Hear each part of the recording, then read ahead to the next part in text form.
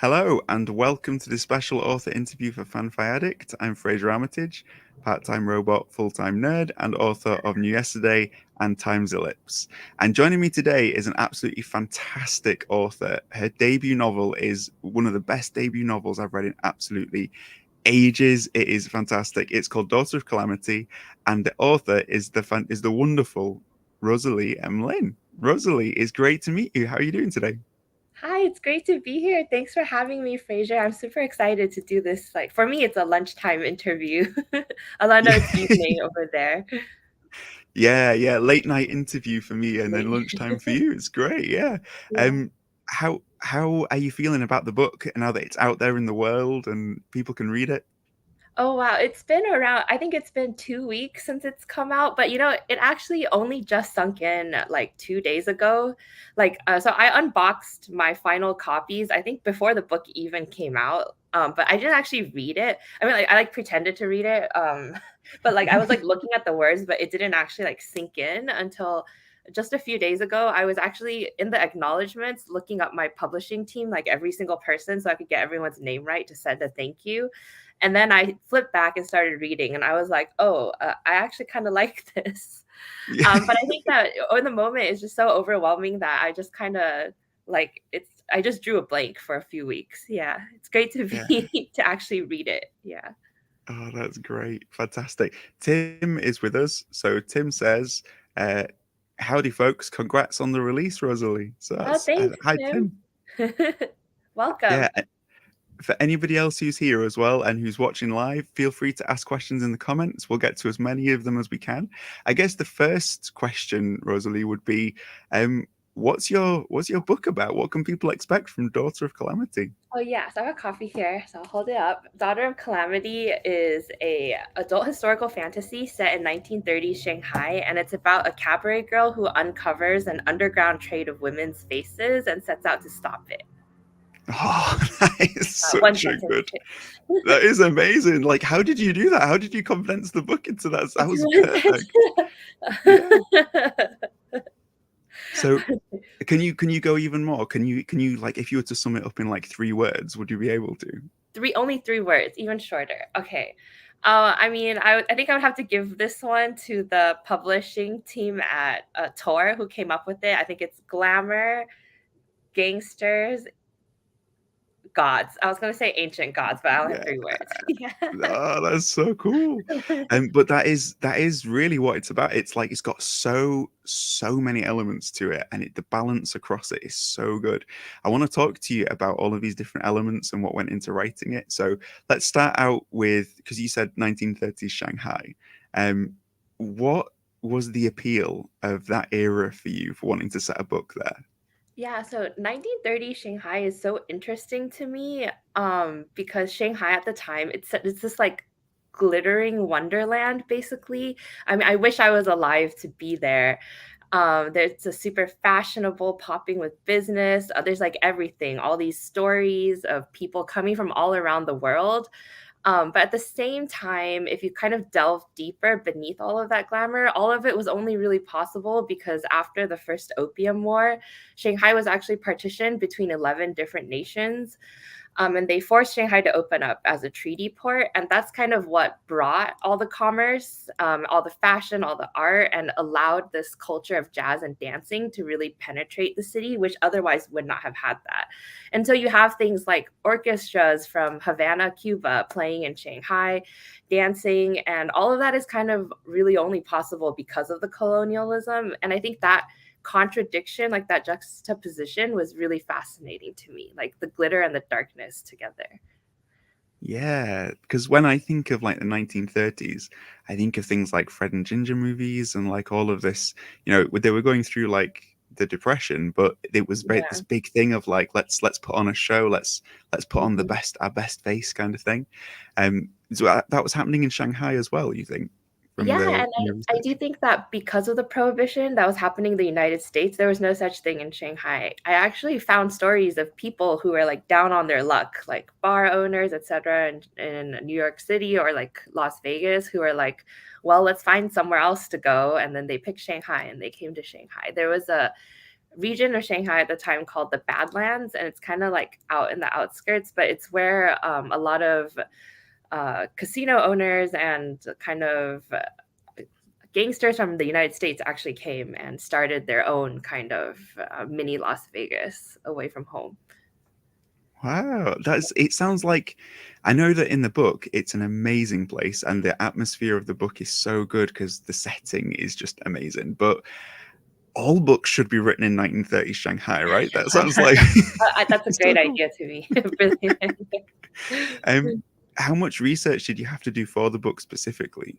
Yeah, so because it is historical fiction, I did want to really kind of reflect the era, but also to portray it in a way, because I think that's what I really love about fantasy is that you can use the fantastical elements to really like elevate your message or like make it like bleed through every element of the story. And that's kind of what I really set out to do.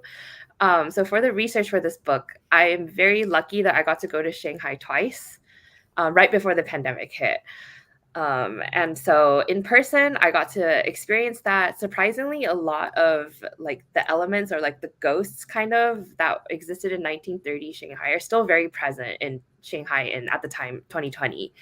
And you can see that walking through, for example, the French concession, which is the part of Shanghai that was under like French colonial jurisdiction.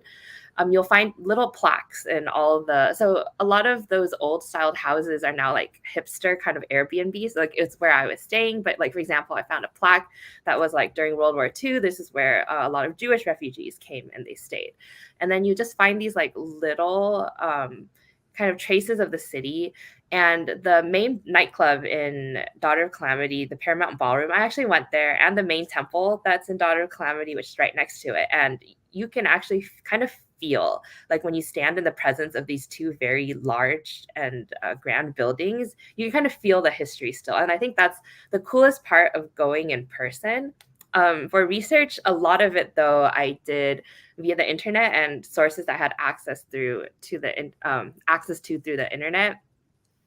So when I was doing research for Daughter of Calamity, I realized that a lot of what I was able to find in English was actually written by people who came to Shanghai from other places, like especially those 11 nations that were partitioning Shanghai. But I didn't really find the perspective of the Chinese people themselves. And so to do that, I had to dig deeper and especially look on the Chinese side. And then I'm very fortunate that I'm able to read Chinese very, very slowly. And so that digging took me a lot longer. I'm not as familiar with how to find things on the Chinese internet. And that was a process in and of itself. But I ended up looking to specifically these two, I think the style is called postmodern. So the postmodernist authors, one was Chinese and one was Japanese. And I really looked at their work, and that kind of influenced a lot of the atmospheric elements of Daughter of Calamity. Yeah, that's awesome. So do you think that, like actually getting to visit the place and to be able to like absorb a little bit of its atmosphere, would you say that that's helpful for those who are wanting to write sort of a book in a place that is real? Do you think that that's, maybe it's not necessary to go there, but if you do get the chance to go there, would you recommend it? Yeah, I think that it's interesting when you look at historical fiction because obviously the place if you go today, oftentimes it's really, really different than what it would have been back there. I definitely don't think it's necessary to go. I know that travel is expensive, takes time. Yeah, I would say that I had started making my fictional Shanghai before I went in person. Um, and actually, one of the earlier drafts of Daughter of Calamity was set in Beijing and not Shanghai. But as soon as I went to Shanghai for the first time, immediately it clicked. I was like, I said it in the wrong city. Like, this is where it needs to take place.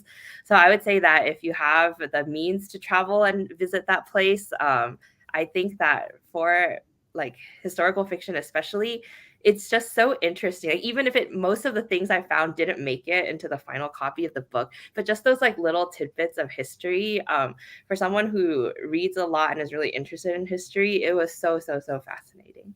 That's really cool.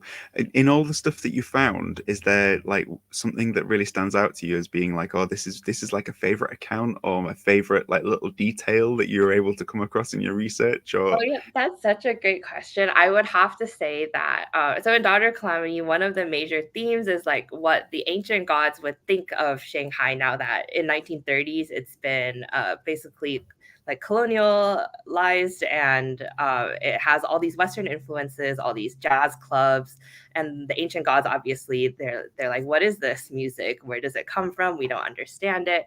And to kind of take that even further, I would say the tidbit that really um, kind of like, I guess you could say, tickled my fancy was that um, technology definitely changes things for these ancient deities. And in a lot of Chinese temples, you have these glass boxes where you can donate money. And in Daughter of Calamity, even people bring offerings of fruit, joss paper, coins to offer to the deities. And when I went in 2020, they had QR codes so that you could Venmo the gods, and I just thought that was so cool. Unfortunately, in 1930s there were no QR codes, but if Daughter of Calamity was set in 2024, that would definitely be how you interact with the gods of the temples. You that's leave a little really. message on Venmo, and I you're all love good. your work. That's yeah. Here's Yeah, yeah, $5. yeah. Or like, please curse this enemy, and Yeah. then make it public. Yeah.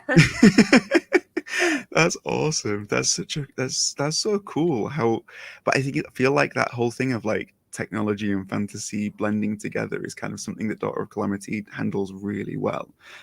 You said earlier about your the fantasy elements elevating your themes and your stories and what you're trying to say. Um, what is it that you, as like a fantasy lover, what is it that you enjoyed about bringing the aspect of fantasy into the book? Oh, that's a really good question. So Daughter of Calamity looks a lot at how things like culture and mythology could be influenced by commercial interest and capitalism specifically. For example, when I summarized the book, I talked about how there's an underground trade of women's faces, and it's literally these dancers' faces are being turned into commodities. And I think it says it. Let me check. Okay, it actually says it, so it's not a spoiler because it says it right here. The faces end up turning up on these really rich socialites who come to Shanghai from the United States and from Europe, and so they're actually buying the faces of these Chinese and Japanese dancers as kind of an accessory. And I really wanted to look at that kind of cultural identity and mythology, but turned into capitalist products.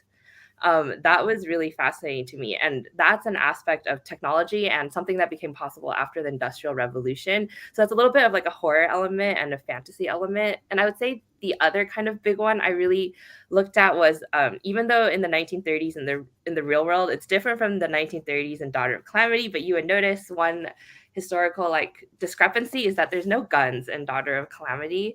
And that's both me trying to solve a plot hole of if you have a sword from like if you have a sword based magic system and a gun based magic system, like how do you reconcile that? But I just thought it was a really interesting chance to kind of take the technology in Shanghai, but give it like a very like Chinese, like mythologically Chinese flair.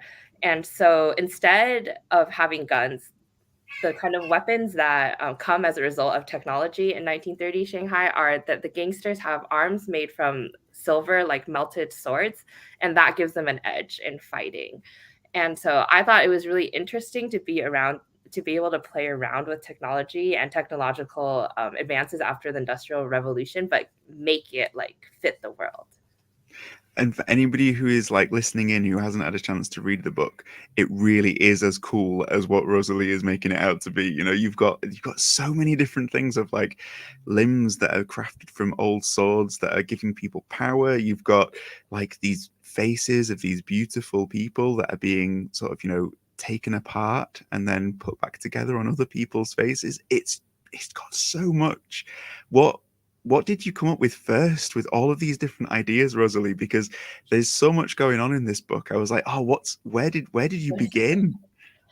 I would say the core was probably about the cabarets and then the women's faces being stolen. I think that's really kind of the core of the story. I think that particular plotline, I was actually inspired by an advertisement I saw.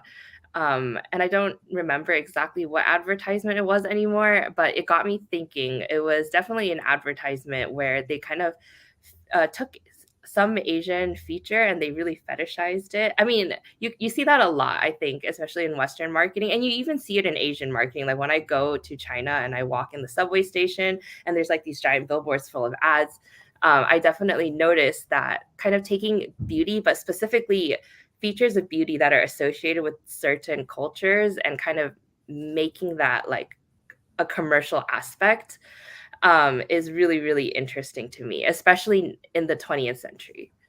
Yeah, that's really cool.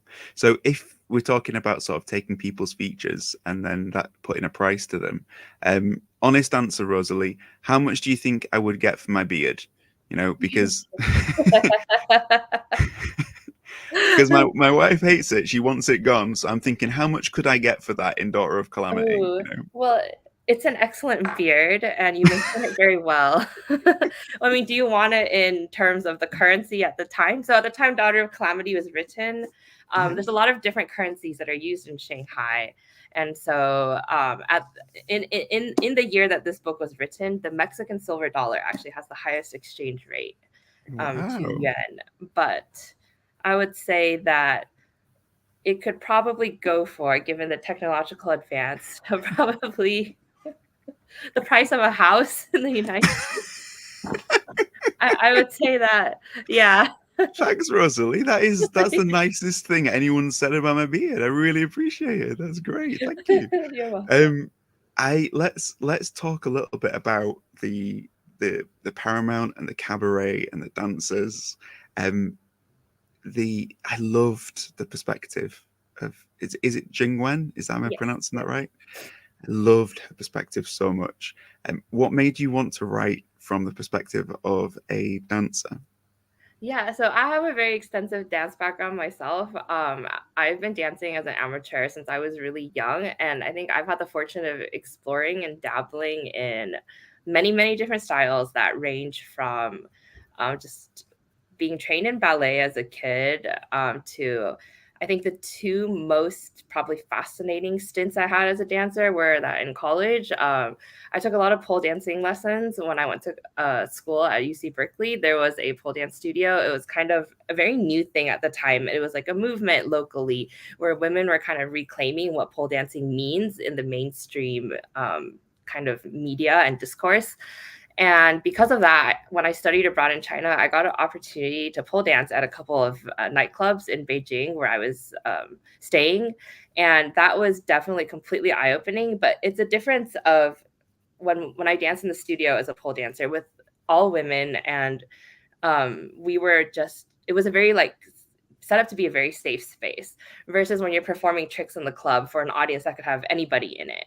And then another one really big dance moment in my life was when I got to spend a week in Havana, Cuba, and I took a salsa dancing workshop. And I would take dance classes during the day, and at night we would go out and go dancing with our instructors in all the local clubs.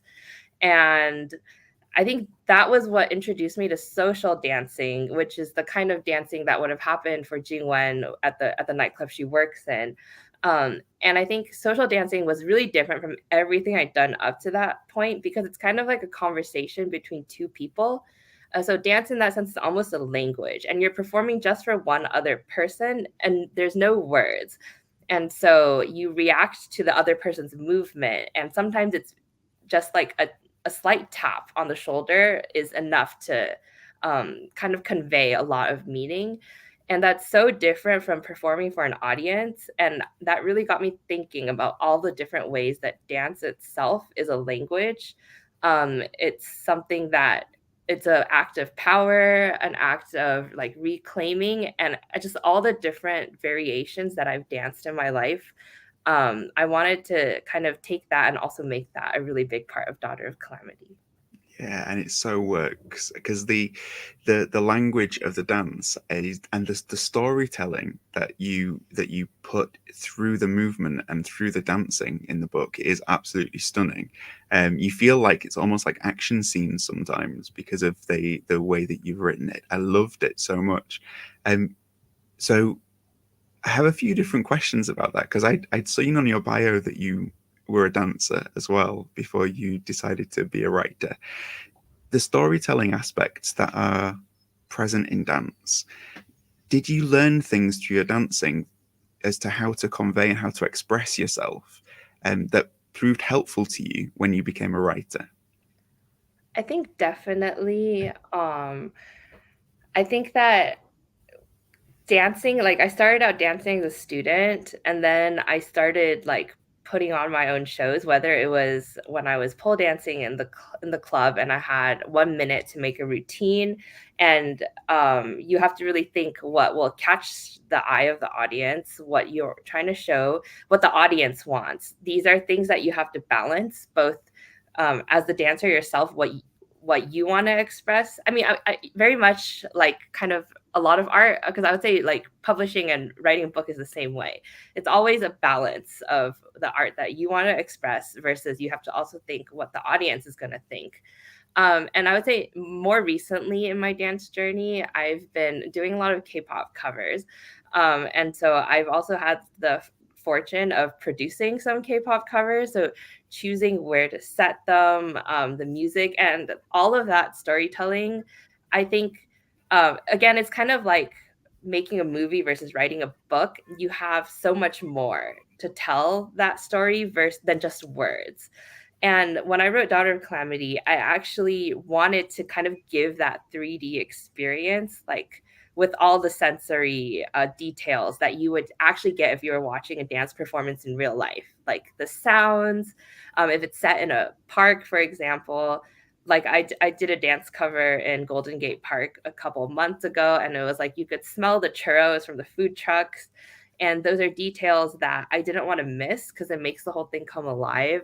And like, hopefully, if you read the book, you can let me know if I succeeded.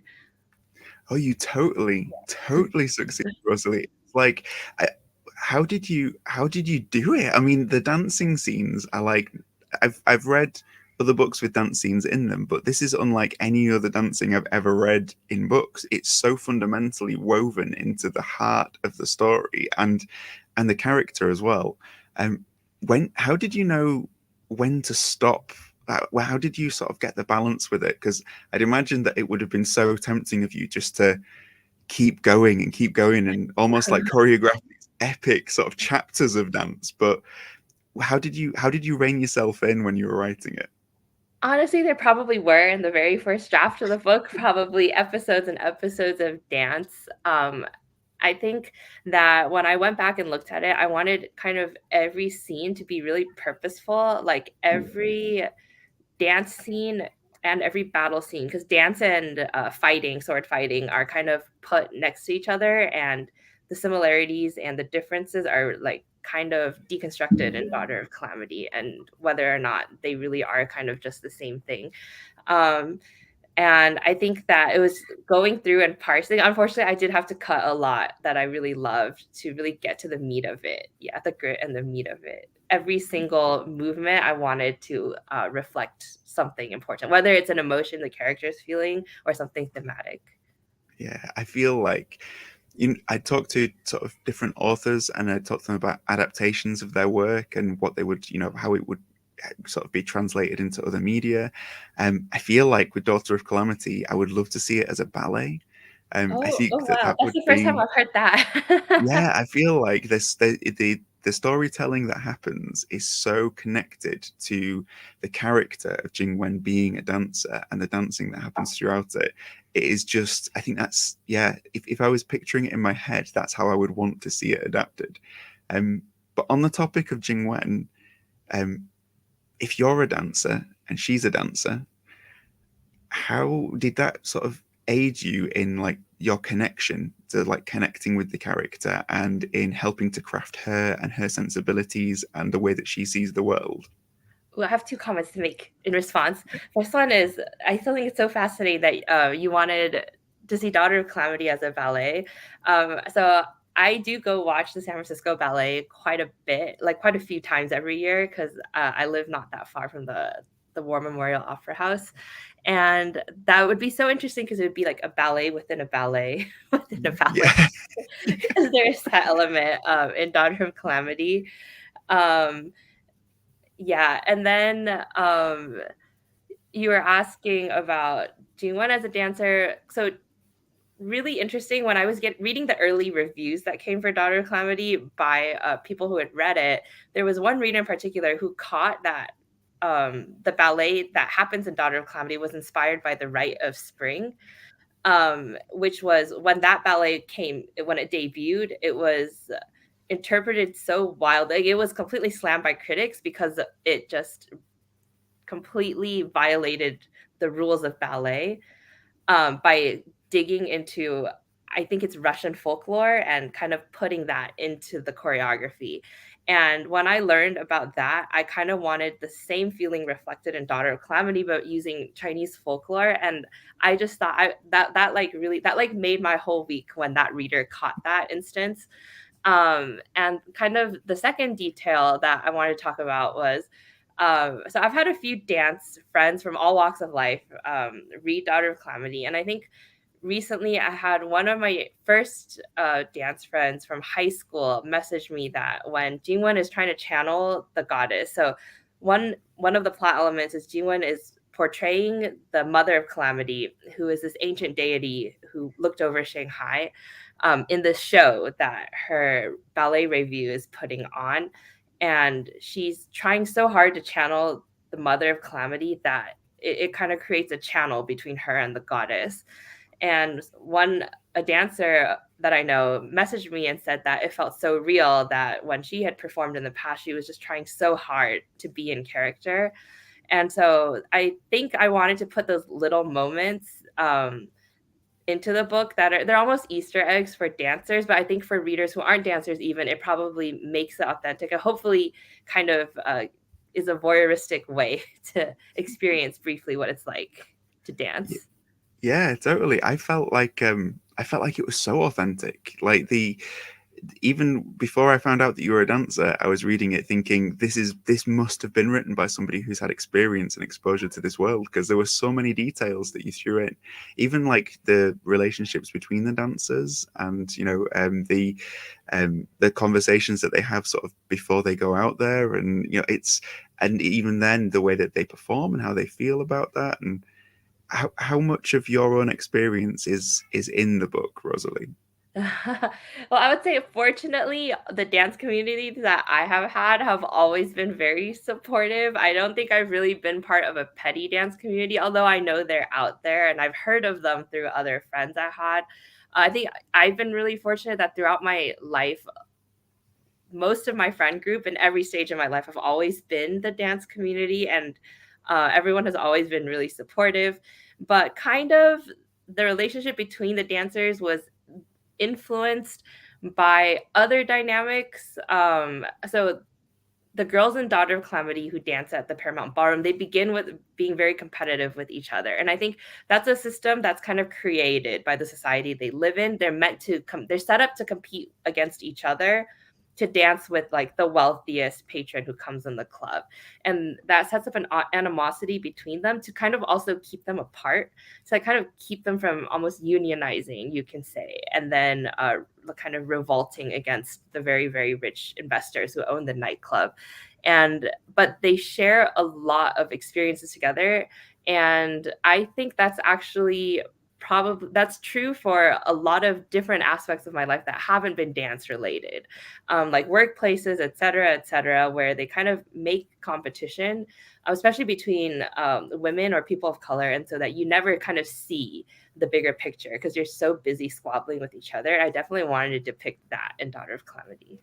Yeah, but then there's this also brilliant way that it's not just competition, because there's a great deal of almost like sisterhood between them because of they're all sharing this same experience. You know, even though they're all trying to be the best, they all know what it's like to be each other. And you know, is that something that you felt was important for Jing Wen to go through with her Yeah. arc particularly? I think it was really important for Ji-won. That I think that's probably the most important character growth that she goes through, because of the ending of the book. So basically, when the story starts, Shanghai, there's a lot of different moving factions of power within Shanghai. And the dancers are such an important part of Shanghai culture and nightlife. Like people come to Shanghai to go to the clubs to experience them, and dancing with the cabaret girls is part of that experience. But the cabaret girls themselves don't have much power, especially as a group. Like you have the gangsters, like you have Chinese gangsters, you have foreign gangsters, you have the police forces of all the different concessions. But the girls themselves, they don't have that kind of like organization to protect each other. And kind of through the book they make a lot they realize that they are each other's like family, alliance, and that together they have to protect each other and watch out for each other. But that takes some struggles. So I'm trying really hard not to spoil the book. You're Yeah, doing they really have to well go with through it as some well. trials to figure that out. Yeah. Yeah, you did so well because I was like, oh no, don't say it. But no, that's really Yeah. good. The whole book is kind of like different people having like on this quest for power, isn't it? You know, each character has their own sort of thirst to be the most powerful in one way or another. Um, what was you know? Do you think that as like a writer, and you know, do you think that there is power in telling stories and in the stories that we write? Is that something that you have found to be something that has given you power in your life? Oh, that's a pretty good question. um there's a Daughter of Calamity is definitely about power, but more importantly, it's also about the corruption of power, and Mm. how that power corrupts people. I would say one difference between Daughter of Calamity and, for example, my life was that, living in my life, I adopt a stance of like harm reduction. I want to go through life, and if I create change in the world, I want it to be change that's for the better of as many people as possible. Daughter of Calamity as a fictional book is a world where I can explore what if that's not true. What if, for example, Jingwon just wants to protect the other dancers and she doesn't care about hurting other people? That's a moral choice that I'm able to explore the consequences of within the book. And so, again, within the fantasy world, you can take ideas or thought experiments and play them out, in a way that helps the reader, or I as the author, explore the consequences of certain choices, without them having real world devastating impacts. Yeah, that's really good. It's almost like I was talking to another author and they used a brilliant quote. She said it was, you know, when we write speculative fiction, it's like rehearsing the future, doing a dress rehearsal for the Ooh, future. And I yeah. thought, oh yeah, that's what it's like. It's like, what would the world be like? Let's do a rehearsal and let's see. And that is very much like, you know, that is a really really good observation about the experience of reading the book, because it is kind of like a, well, what if this had been the case? Yeah. And it gives you that sort of flavor and that atmosphere. I want to talk to you just a little bit about the atmosphere of the book, because it is absolutely drenched in just the vibe of the 1930s. It's like I could almost hear the jazz music as they're walking down the streets coming out of the clubs. Like how important do you think atmosphere is to, you know, the writing process? Because we talk about like world and character and plot, but in terms of like atmosphere and setting and making you feel that, how important do you think that is to you in your process? For me, it's really important. I'm a very like setting, oriented author or writer, I would say. Um, so like I've had this conversation pop up with a couple of friends, strangers, not always in the context of writing, but I just thought it was really interesting. Kind of a couple of years ago, it went viral that, there was that question: Do you have an internal monologue or not? I don't know if you remembered this internet meme. Um, And it was found that the majority of people have an internal monologue, or I think it's called internal monologue, where you have this voice talking to you. And I realized that when I thought about the question, I didn't. I instead processed all my thoughts through like images, like I was watching films. And I think that's an approach I've always taken to seeing the world. And especially when it comes to nightlife or trying to capture a specific feeling, I use kind of that's kind of my thought process, but I want to translate that into, for example, since Daughter of Calamity is written in the first person, it is more of like an internal monologue way of writing, and I wanted to kind of connect the two. And so for me, when I read a book or when I write a book, I want every scene to like all the senses to be there. I think with my writing, you'll rarely find it's almost kind of almost purposefully a bit overwritten, just because to make up for the fact that they're just words on a page. Yeah, that's a really interesting answer. Yeah, that's really cool. Kit has shared a really interesting comment, actually. He says that 1930s Shanghai is popular in Chinese movies. Hollywood picked it up in the start of Indiana Jones and the Temple of Doom. Again, like Temple of Doom, Doom is quite a big word to have in the title. You know, you've got Yeah. Daughter of Calamity. Calamity is quite a big word to have in the title. Mhm. Does like 1930s Shanghai just attract these like big sort of, ideas and big concepts, do you think? Yeah, I think it's because it's on the kind of cliff, because the era that Daughter to Calamity takes place around like 1932 is just on the eve of the Japanese invasion of Shanghai, which will definitely change Shanghai forever because the nightclubs, dancing clubs, they get banned. And then after that, Chinese history itself shifts forever, because then the Republic of China is founded, and then they don't want dancing to be there either. The Paramount Ballroom that's there today in 2024 was actually restored by like I think a group of Taiwanese businessmen. But there was a period of time, I think at least a decade, where there was no dancing, no music, everything changed. And so, kind of, I think there's this nostalgic fondness within Chinese art culture for the 1930s, because that's right before World War II, right before the Japanese invasion, right before the founding of the Republic of China. And yeah, it's something that you can never go back to the way we Yeah. imagine. Yeah. It's almost like one of those sort of moments in history where everything shifts, and those often a wonderful place for stories, aren't they, to be Hmm. to be looking at. Yeah. Let's ask quick. Kit's asked a question in the comments, so let's ask Kit's question because it's a really good one. Could you tell us about the design of the magic system, the face stealing? Was it designed to support the plot or the other way around? Oh, thanks, Kit, for that question. It's a really good question. So the plot was designed around the face stealing, actually. So the face stealing, I think, was one of the first ideas I had about the book, and it could have occurred in any era. It could have occurred in 2024.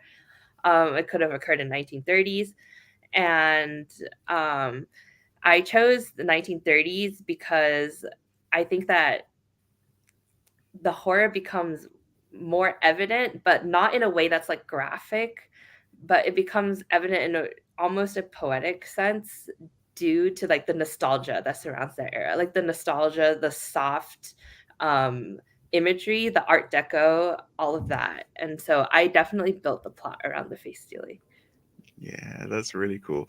And it's so, I think the thing about the plot is that it's interwoven so much into not just the magic system and the fantasy elements, but also into the culture of all of the different characters, into the characters themselves. And I love how everything is just sort of connected in Daughter of Calamity, that it feels like it's more than just, oh, this is the plot, this is the world, this is, it feels like everything is like fused together. um it's really impressive, Rosalie. I absolutely loved it. In terms of like one thing we haven't talked about the gang elements that you decided to include. Was that fun to imagine? Was it fun to imagine?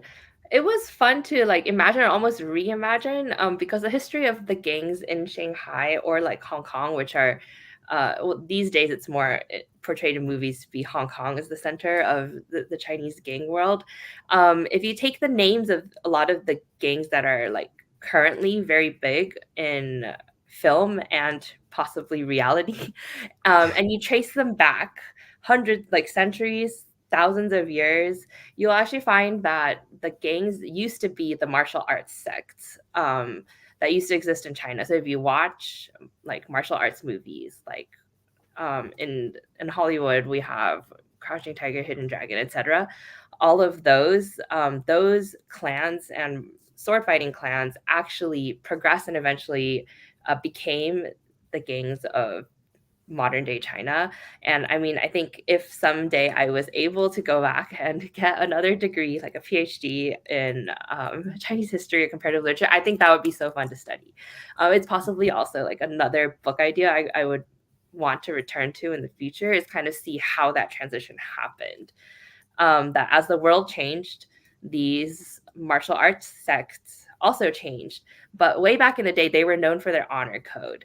And that's actually an element in Daughter of Calamity. I kind of imagined it as the meeting of those two worlds, the ancient sword fighting sects, which is like shown in the character Nalan Tsukai, who comes to Shanghai from Inner Mongolia, and he wants to stop the gang, the Blue Dawn, which is a gang in Shanghai that has the silver arms. And he doesn't believe that this is right, and he doesn't think that the gangs are honorable, because it used to be that the sword fighting clans, they had their code of honor. They had their own kind of underworld. And it's really interesting because back then that underworld, it's called Jianghu, which means rivers and lakes. It was like kind of this like very chivalrous almost parallel society. And they still use that term these days, but to refer to kind of like the mafia underworld. And so in Daughter of Calamity, at the time the story takes place, that's my imagining of what would happen if those two worlds met. That's so cool. JCM Byrne kind of read my mind because they've said that they would buy the book that you were describing about taking the martial arts and then how they become gangsters. That would be, Oh, that's so would cool. be Oh, so cool. thank you, Jason. And yeah, I think that's something I would love to explore further in another book down the line. Yeah. 2 sales guaranteed, Rosalie. Oh yeah, Me thank and you. JCM, yeah. What was, so you've got this sort of brand new book, all these ideas, you're a debut author.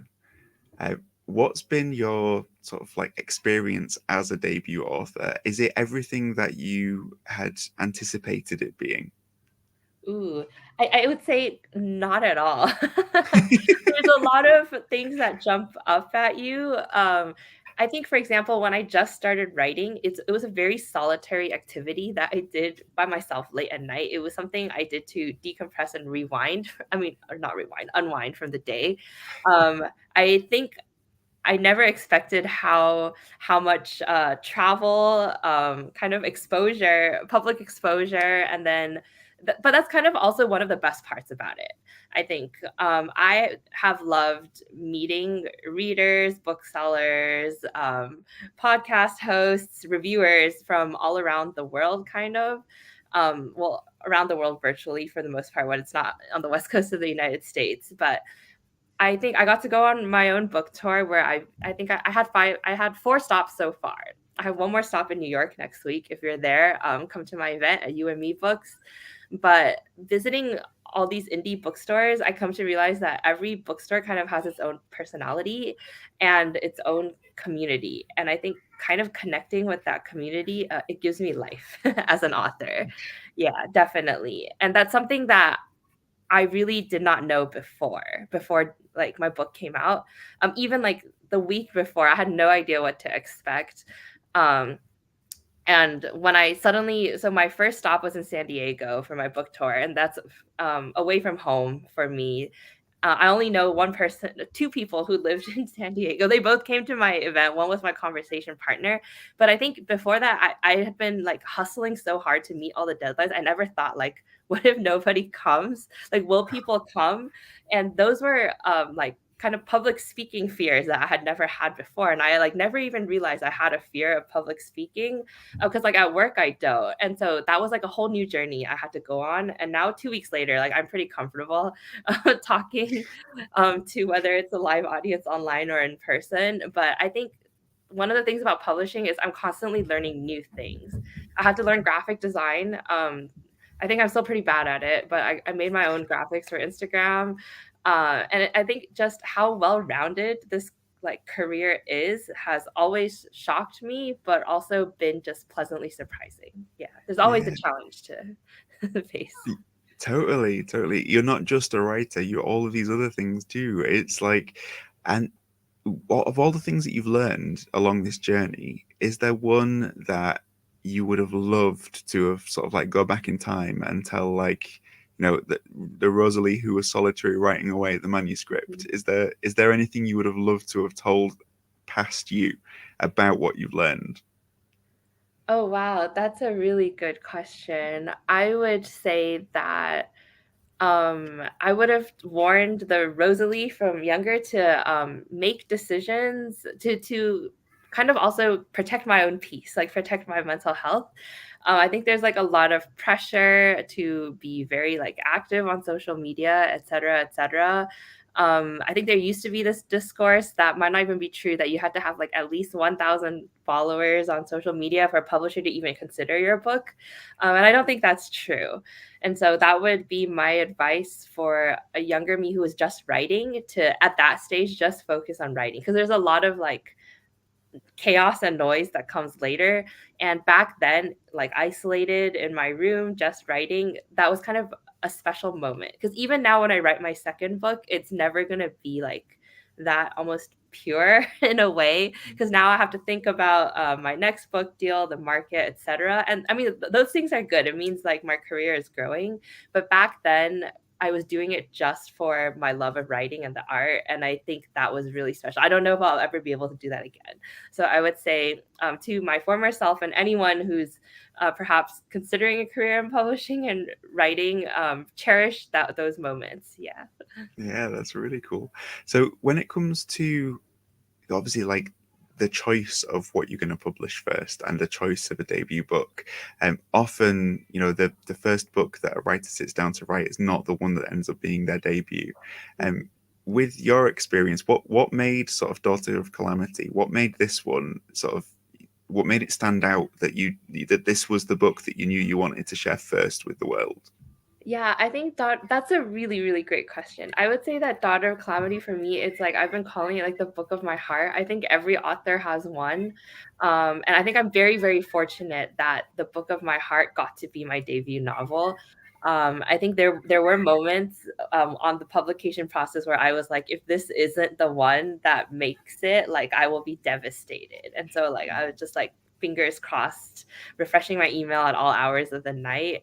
And I think it's just because it encapsulates my love of dance, and it kind of explores this matriarchal lineage, and it just contains everything that I've loved. Because your first book is usually the one you spend the longest working on because you don't have that deadline. So it's everything that I've wanted to write about for probably the past 15 years.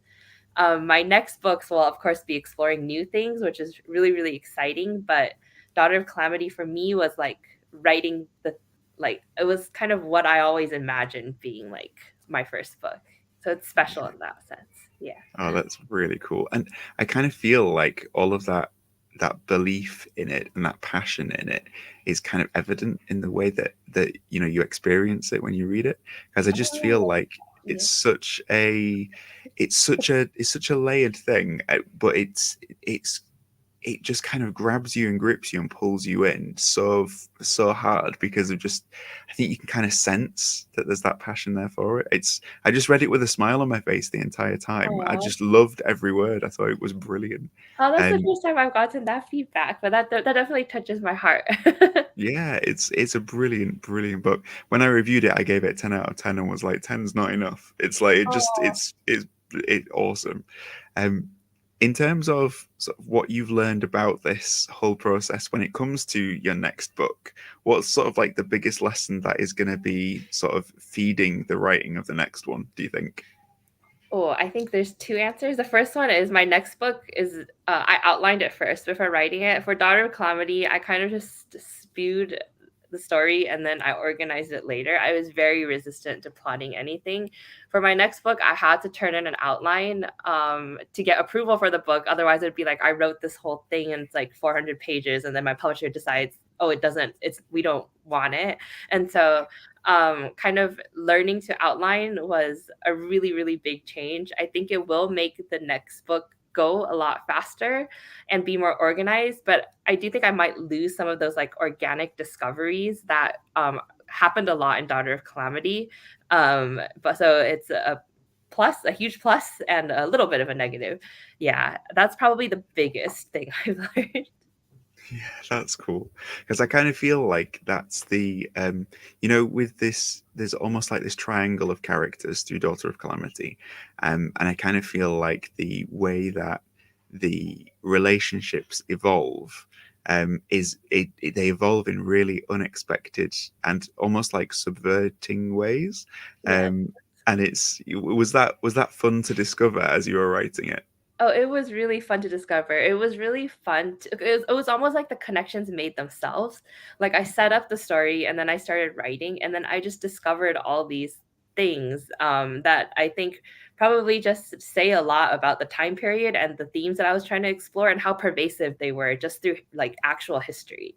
That when I wrote the plot, I just organically discovered the ways that everything tied together. I think that for me as a writer was a very fun and perhaps special experience. The kind of draft of Daughter of Calamity that made up the most of like the final book, because it was obviously edited post acquisition, but that was written during a mentorship program called Pitch Wars. But I basically I had 10 weeks to write this whole book, and so it was a lot of furious desperate writing late at night. And so when those connections popped up at like 4 a.m. and I'm like really sleep deprived, definitely they almost felt like I was dreaming, like kind of hallucinatory. And I loved that feeling. It's addicting. Yeah. That's really cool. And you mentioned Pitch Wars. I know that there's like this element of mentoring that you've been doing as well with other writers. So what's that been like, and what have you learned from doing that? Oh yeah, I love mentoring. I hope that I will continue to have time or have more time to do it.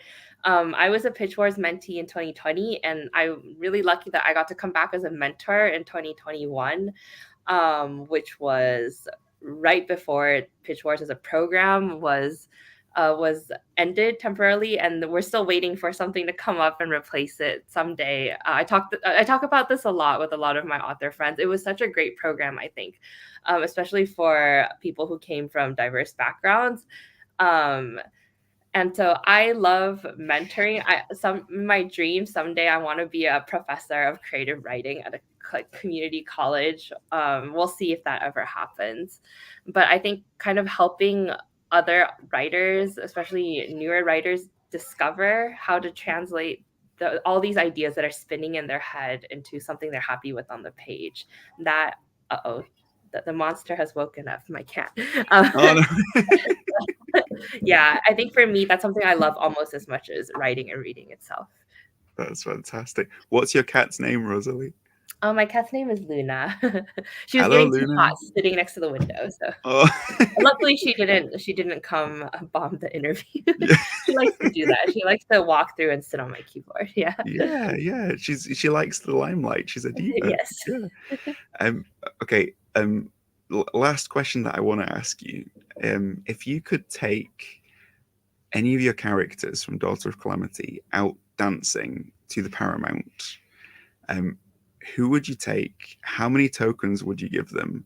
And what would you talk about as you were dancing? I think it would actually be a Sui Feng, who's the kind of quirky dance instructor who has a perhaps mysterious motivation and past in the book. A little bit of backstory. He buys this failing dance troupe that Jingwen dances in on the side to make some extra money, and decides to put on this show that's gonna go back to Chinese folklore. He's gonna like forget about kind of whatever burlesque and ballet, which is popular in the 1930s. He's like, we're gonna put on a production that goes back to folk China, and all these people who came here for jazz are gonna love it, whether they want to or not. I think he was inspired by this dance teacher I had in high school, but I think I would love as now an adult who's rather reacts more with amusement than fear, I would love to go out dancing with him. Yeah. That's brilliant. That's a great answer. That's totally not what I expected, but that's a really, really good answer. Tim is again absolutely right. Cat disruptions are the best. They Oh, absolutely Tim, are. you are absolutely right. Yeah. They're a point of a successful interview. Yeah. Yeah, you know it's gone well if Luna wants to disrupt it. Um, Yeah.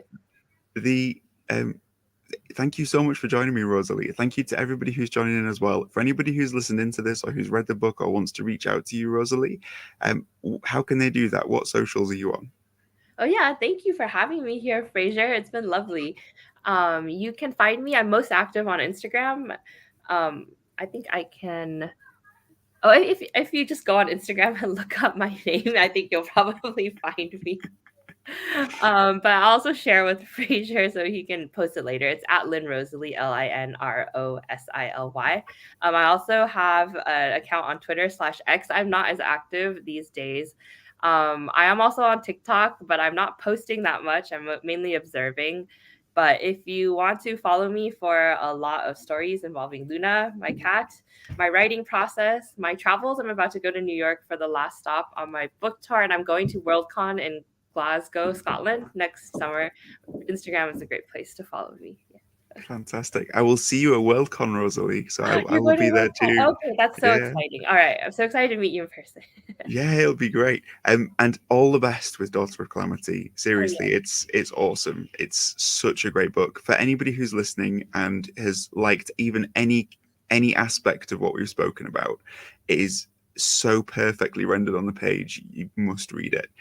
But thank you so much for being here with us and for sharing your insights, Rosalie, and all the best with it and with your next book too. Thank you. Thank you everyone for coming.